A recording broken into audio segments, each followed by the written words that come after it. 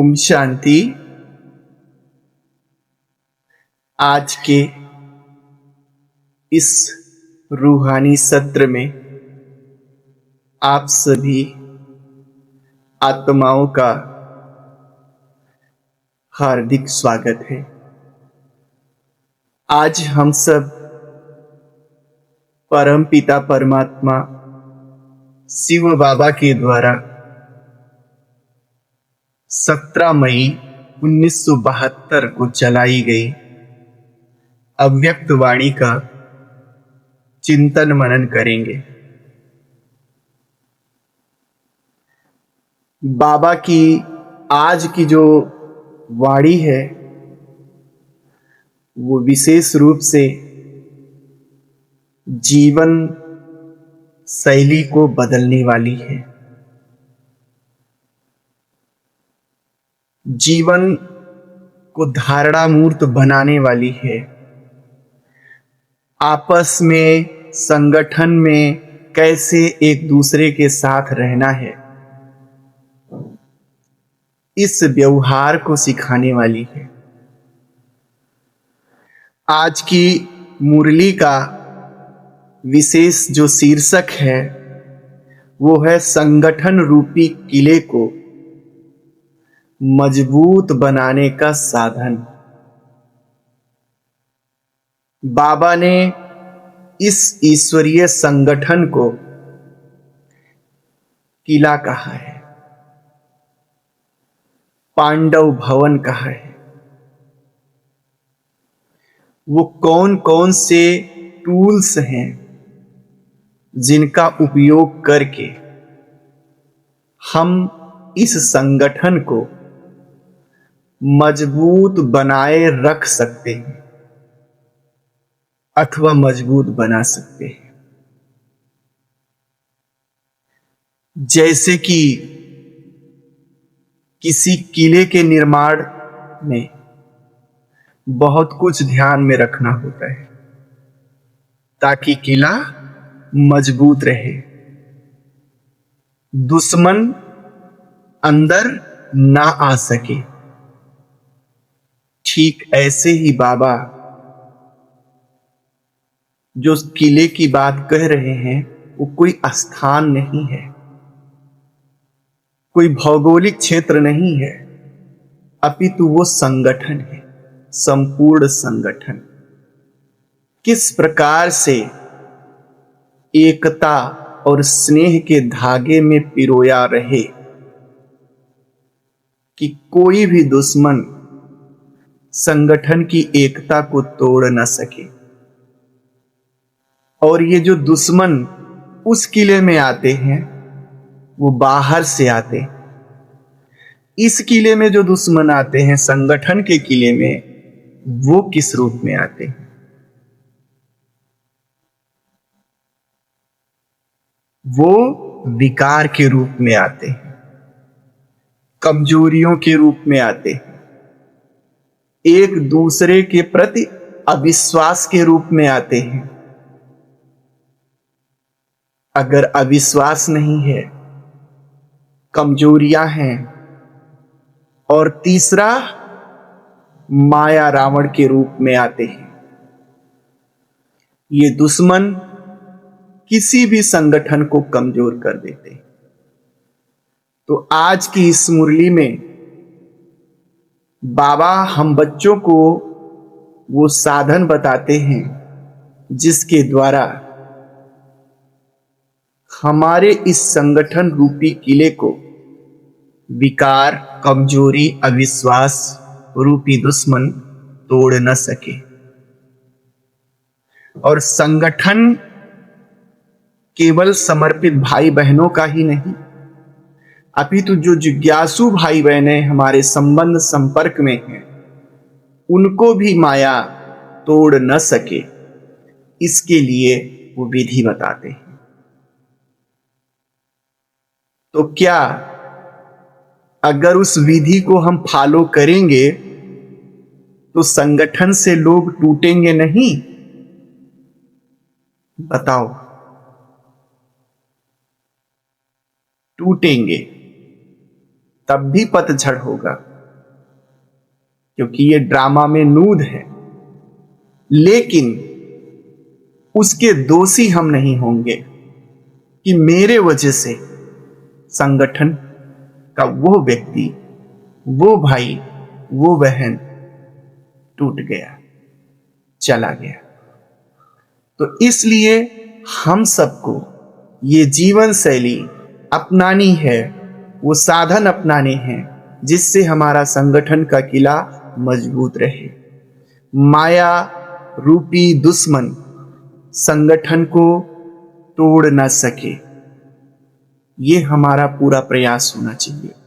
उसके पश्चात भी अगर संगठन में पत्ते झड़ते हैं तो हमें दुखी भी नहीं होना चाहिए, क्योंकि पत्ते झड़ना तो ब्रह्मा बाप के समय से स्वयं शुरुआत है। तब उस अवस्था में हमें साक्षी रहना है, इस बात को समझना है कि ये ड्रामा है, इनको टूटना ही है।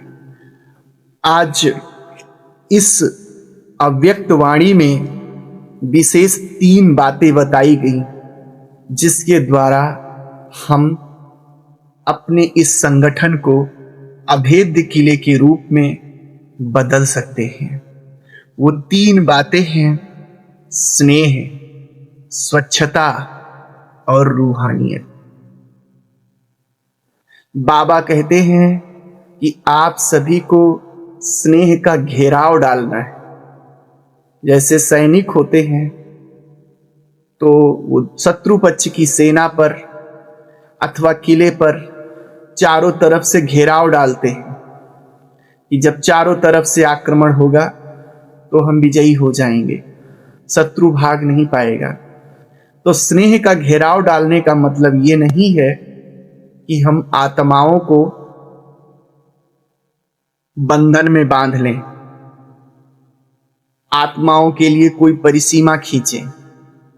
स्नेह का घेराव देने का मतलब है कि अपने स्नेह को इतना पवित्र और श्रेष्ठ बनाना है, इतना पॉजिटिव वाइब्रेशंस देना है कि संसार की अथवा अपने ही संगठन की जो दुखी पीड़ित आत्माएं हैं वे आपके संबंध संपर्क में आकर के छांव का एहसास कर सके, शीतल झरने का एहसास कर सके। जब इस प्रकार से पवित्र स्नेह का अनुभव होगा तो बताओ क्या वे उस घेराव को तोड़कर जाना चाहेंगी? स्वयं नहीं जाना चाहेंगी। तो हमारा कर्तव्य है कि हम स्नेह का घेराव डालें। उसके बाद भी अगर कोई जा रहा है तो जाए, वो ड्रामा है। लेकिन अगर आप ही स्नेह का घेराव नहीं डाल रहे हैं और कोई चला गया तो दोषी कौन है? आप भी हैं। तब आप ये नहीं कह सकते कि ड्रामा। तो पहला है कि आपस में एक दूसरे के साथ बहुत ही स्नेह के साथ रहना है, ऐसे। दूसरा है स्वच्छता। स्वच्छता का मतलब हुआ अस्पष्टता, पारदर्शिता, पवित्रता। पवित्रता का ही नाम है ये सब। एक दूसरे की मनसा स्पष्ट हो आपस में, क्योंकि जब मनसा हम एक दूसरे की स्पष्ट नहीं जानते हैं तब धीरे धीरे क्या उत्पन्न होने लगता है? अविश्वास पैदा होने लगता है। पारदर्शिता हो हमारे नीति में, रीति में, हर चीज में। पारदर्शिता जब नहीं होती है, बातें हम अच्छी ही बातें हैं उसको लुका रहे हैं, छिपा रहे हैं, तो धीरे धीरे अविश्वास पैदा होता है, स्नेह कम होने लगता है। और दुनिया के जो जिज्ञासु आते हैं उनके संदर्भ में बाबा कहते हैं कि स्वच्छता का मतलब हुआ अपने आश्रम के वातावरण को साफ सुथरा स्वच्छ रखना, उनसे स्नेहपूर्वक बातें करना। बाबा इस मुरली में ये कहते हैं, स्पष्ट करते हुए, कि इन दो चीजों में आप पास हो जिज्ञासुओं के संदर्भ में। स्नेहपूर्ण बातें भी कर लेते हो और जब वो यहां आते हैं तो उनको साफ सुथरा स्वच्छ वायुमंडल भी दे देते हो। लेकिन जो महत्वपूर्ण चीज है वो तीसरी है, वो है रूहानियत। इन तीनों में से अगर किसी में भी कमी है तो संगठन उतना मजबूत नहीं रहेगा। लेकिन जो कोर पॉइंट है इन तीनों गुणों में से वो है रूहानियत। रूहानियत ना हो तो स्वच्छता और स्नेह केवल रूम फ्रेशनर जैसा काम करता है।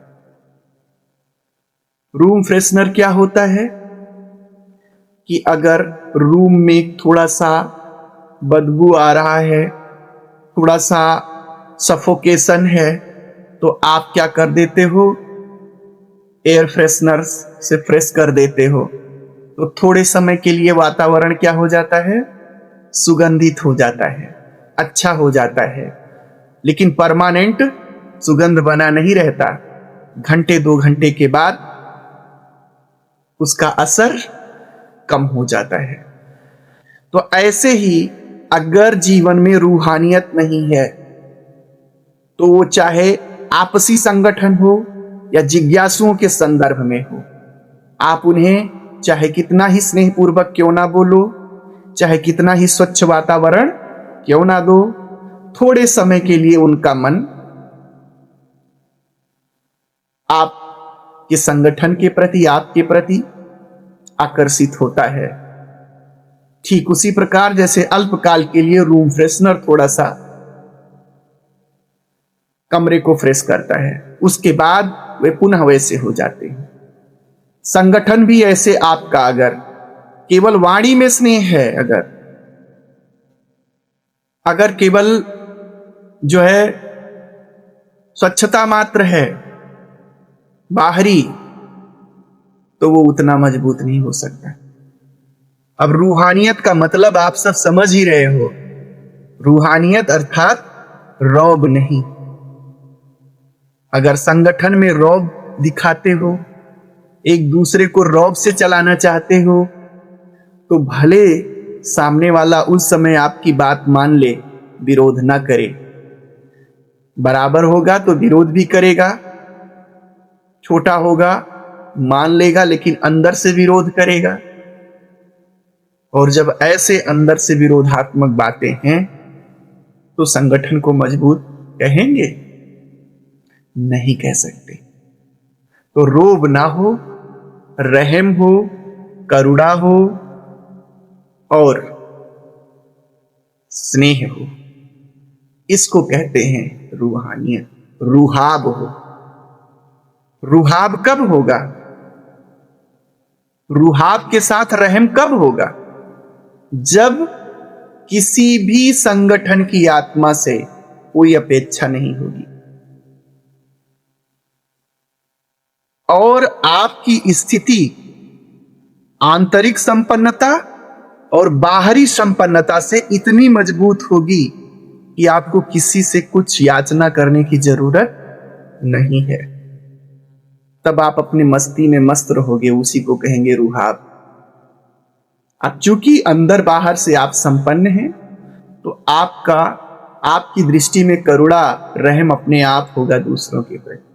किसको कितना दे सकते हो प्यार, किसको कितना दे सकते हो स्नेह, लेने की भावना ही नहीं है। क्योंकि आपके अंदर अपेक्षा है तो अमुक व्यक्ति अपेक्षा पे खरा नहीं उतरा तो उसके प्रति रूहाब भले रहे लेकिन रहम नहीं रह जाएगा आपके दृष्टि में, करुणा नहीं रह जाएगी आपकी दृष्टि में। तो हम रूहानियत में रह सकें इसके लिए कौन सा पुरुषार्थ करना है? आंतरिक खजानों से संपन्न बनना है और बाहरी खजानों से भी हमें संपन्न बनना है। इतनी संपन्नता हमारे पास हो कि हमें शिकायत न रहे किसी से कि इन्होंने हमें कुछ दिया नहीं, इन्होंने हमें कुछ लिया नहीं। तब हमारे अंदर रूहानियत आएगी। रूहानियत बहुत आवश्यक गुण है, बाबा कहते। जब रूहानियत होगी तभी आप संगठन को मजबूत कर सकते। तो है तो 3 गुण, लेकिन ये जो तीसरा गुण है रूहानियत, वो आधार है सबका। तो हम सब स्वयं से पूछें, यह मुरली हम सबके आत्मचिंतन का विषय है।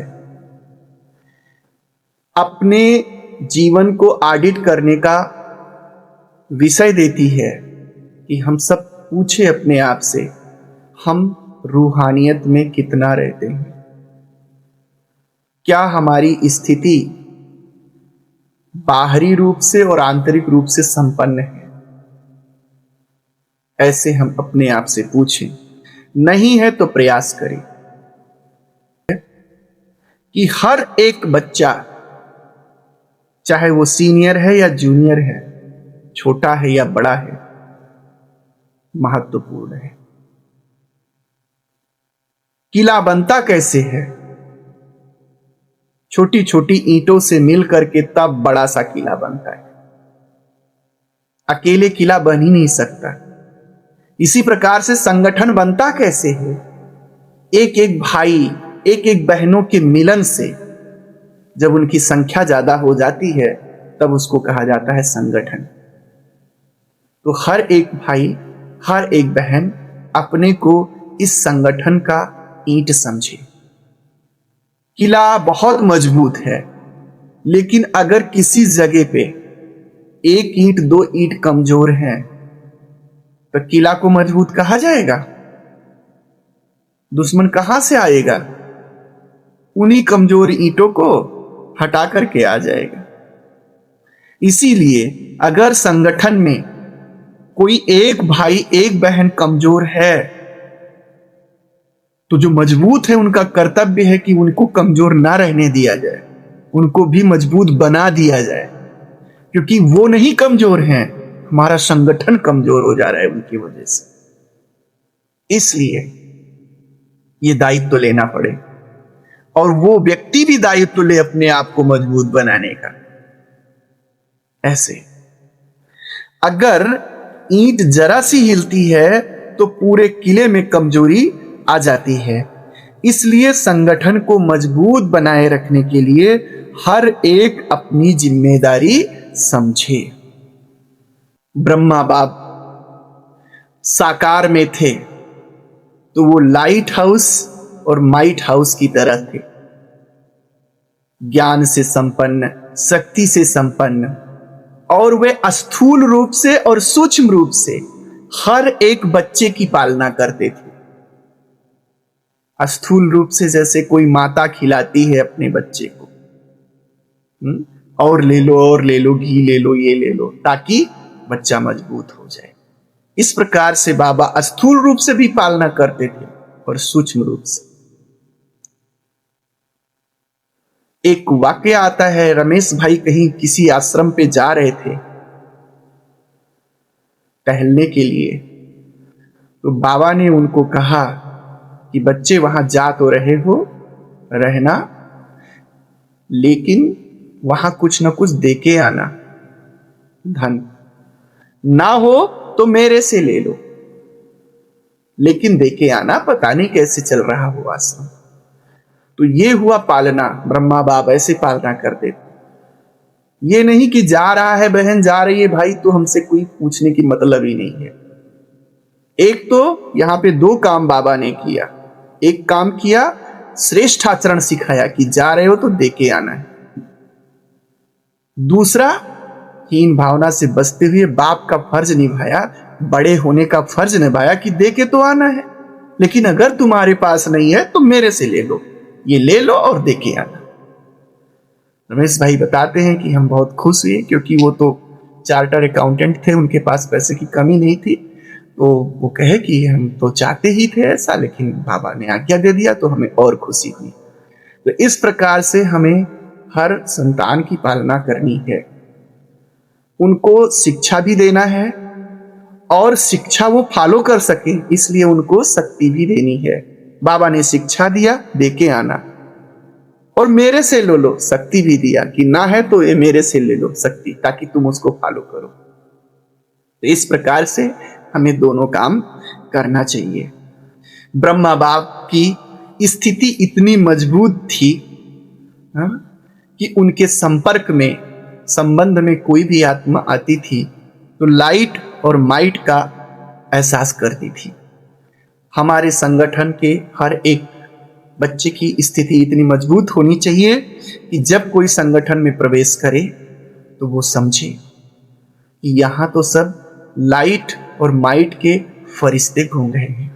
हमने तो सोचा था कि यहाँ पे बहनें रह रही हैं, दीनहीन भाव में दया करके इनको कुछ दे आएंगे, लेकिन ये तो स्वयं शक्ति स्वरूपा लग रही हैं, इतनी संपन्न लग रही हैं अंदर बाहर से, जैसे कि ये ही दाता हैं। हमें तो इन्हें देने की कुछ जरूरत ही नहीं है, हम इनको क्या दे सकेंगे। ऐसे उनके अंदर ये बातें आए। स्नेह और स्वच्छता बाहरी रूप से दिखाई दे, लेकिन जब रूहानियत और अलौकिकता हमारे कर्मों से दिखाई देगी, हमारे व्यवहार से दिखाई देगी, तब उनके ऊपर प्रभाव पड़ेगा। उन्हें यह एहसास होगा कि ये कोई साधारण आत्माएं नहीं हैं और ये जो कार्य कर रहे हैं ये कोई साधारण कार्य नहीं है, ये ईश्वरीय कार्य है। ये स्थान तो इस दुनिया से बिल्कुल अलग है और दुनिया से अलग होना ही हमारी विशेषता है, हमारी पहचान है। क्योंकि संगठन तो संसार में बहुत है, जैसे सारे संगठन वैसे आपको भी जर्नलाइज कर देंगे, लेकिन जब आप अलग हैं, अलौकिक हैं, तब उन पर प्रभाव पड़ता है। आज की दुनिया की स्थिति क्या है? आज की दुनिया विस्तार में इतना फैल गई है, इतना फैल गई है कि वो सार को ही भूल गई है। पहले किसी परिवार में एक देव या देवी की पूजा होती थी, आज जितने सदस्य हैं उनके उतने उतने इष्ट देव हैं। विस्तार। पहले किसी के यहां एक प्रकार का वस्त्र सब पहनते थे, एक ही थान से वस्त्र आता था, पूरे परिवार का हो जाता था। आज अलग अलग, गाड़ी घोड़ा, एवरीथिंग, साबुन, हर चीज अलग अलग, अर्थात विस्तार विस्तार विस्तार। ये है देवी देवताओं का विस्तार, ज्ञान का विस्तार, चंद्रमा से मंगल तक जाने आने का विस्तार। दुनिया विस्तार में इतनी हो गई है कि वो सार स्वरूप को भूल गई है। सृष्टि रूपी वृक्ष इतना बड़ा हो गया है कि आत्माएं बीज को भूल गई हैं। जब आप किसी वृक्ष को देखते हो तो क्या देखते हो? सार को देखते हो कि विस्तार को देखते हो? विस्तार को ही सब देखते हैं। उसकी टाल टालियां, शाखाएं, उसका जो शिखर है वही दिखता है, नीचे जड़ में कौन झांकता है। ठीक इसी प्रकार से आज सब विस्तार में उलझ गए हैं। तो आप आध्यात्मिक पथिकों का क्या कर्तव्य होना चाहिए कि विस्तार से सबको पुनः सार की तरफ लाओ। अब समय बदल रहा है, सृष्टि रूपी वृक्ष अपनी अंतिम अवस्था पर पहुंच रहा है। अंत में बीज को ही प्रत्यक्ष होना होता है। कोई भी पेड़ देख लो, कोई भी पौधा देख लो, शुरुआत कहां से होता है? बीज। बीज से अंकुर निकलता है और वृक्ष बनता है या पौधा बनता है। तो जब पौधा बना तो वो क्या हुआ? बीज क्या हो गया? गायब हो गया। मध्य में बीज नहीं रहता है, लेकिन फिर जब अंत समय आता है तो पुनः उस पौधे से क्या निकल आते हैं? बीज निकल आते हैं। आपने एक चना बोया, चने का पौधा हुआ, मध्य में चना खत्म है इधर, लेकिन बाद में फूल आया, फूल से फिर चना के बीज बन गए, और जब बीज बना तो फिर बीज बनने का मतलब ही है कि अब चना पक गया, तैयार हो गया, अब इसके खत्म होने का समय आ गया। तो बीज से बीज तक की यात्रा होती है हर एक चीज की। ठीक इसी प्रकार से आज की इस मुरली में ये इशारा दिया जा रहा है कि अब विस्तार बहुत हुआ, इस सृष्टि का जो बीज है वो है परमात्मा। वहां से सृष्टि शुरू होती है और आज विस्तार इतना हो गया है, विस्तार में सब इतना, वैरायटी में इतना सब फंस गए हैं कि बीज को भूल गए हैं। अब पुनः विस्तार को सार में आने का समय है, पुनः वृक्ष को समाप्त होकर के बीज बनने का समय है। यह संसार को समझाना है। अब बीज गुप्त नहीं रह सकता, इसलिए हम सबको निमित्त बनकर संसार की आत्माओं को यह समझाना है कि वैरायटी और विस्तार के आकर्षण से वो निकले और बीज रूपी परमात्मा की तरफ उनको आकर्षित करना है। तो आइए आज हम सब थोड़े समय के लिए आज की मुरली पे विशेष चिंतन करते हैं, आत्म स्वीकृति लेते हैं। मैं सृष्टि के बीज रूप परम पिता परमात्मा की संतान हूं। मुझे अपने मन को परिवर्तित करना है, अपने सॉफ्टवेयर को चेंज करना है। मुझे संगठन में स्नेह का घेराव डालना है, स्वच्छता, पारदर्शिता और पवित्रता अपनाना है। मुझे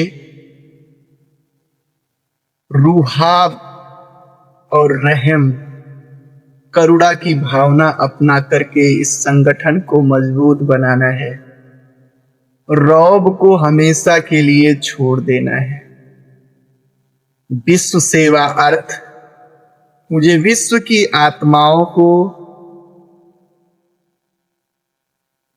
विस्तार से निकालकर बीज रूप परमात्मा की ओर आकर्षित करने की सेवा करनी। तो आज इस मुरली से हम ऐसी धारणाएं लेंगे। अच्छा, ओम शांति।